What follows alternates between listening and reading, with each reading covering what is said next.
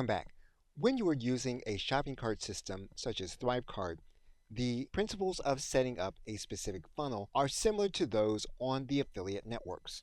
ThriveCart is going to have you set up specific products that you're going to designate as your main products. You're also going to designate specific products that you're going to designate as your upsells. You're also going to have specific products that you're going to designate as your downsells. When you're working with a specific product, you're going to set up a specific funnel for that product in ThriveCart.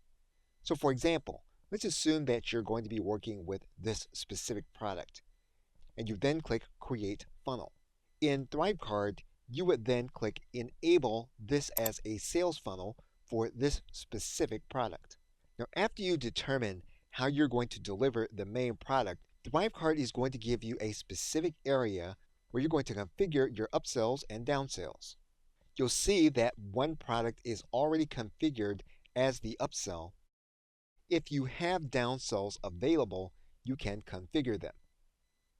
And basically what you're going to do is make them available in the very same way. So what the customer is going to do is they're going to come to the page and see the upsell. They'll then make a decision, and if they choose not to take the upsell, they'll then be sent to the downsell that you set up here in this area. What you're going to notice here is that ThriveCart gives you the opportunity to set up at least 5 upsell and downsell sets that will occur back to back in your process. Now there is a step after this process, and that's going to be configuring the upsell page and then configuring the downsell page. And we will go over that in the next video. Okay, so with that, thanks, and I will see you in another video.